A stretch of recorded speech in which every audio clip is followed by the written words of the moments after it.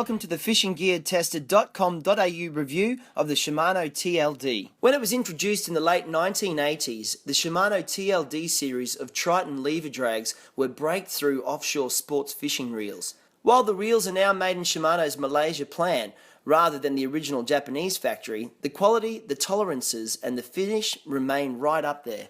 The major change design-wise in all those years are the introduction of 4 of Shimano's ARB corrosion-resistant bearings and a change to the handle finish.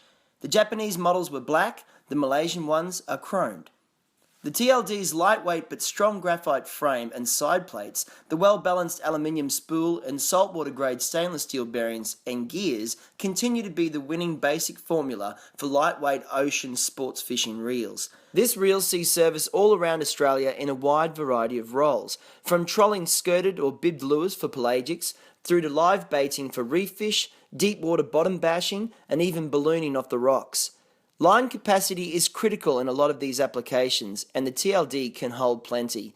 The big aluminium spool will hold around 500 metres of 30-pound nylon mono, or over 650 metres of 50-pound braid, or a very useful combination of both.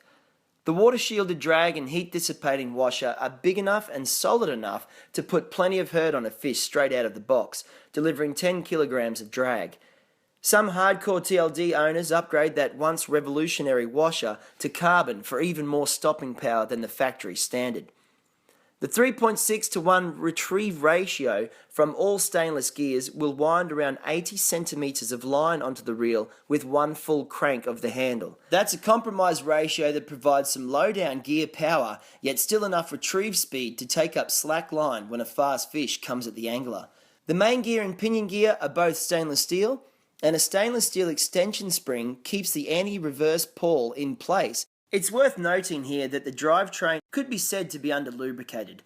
A faint amount of what appeared to be spray grease coated the drive and pinion gears, and the big unshielded bearing on which the pinion gear sits had a light coating of oil.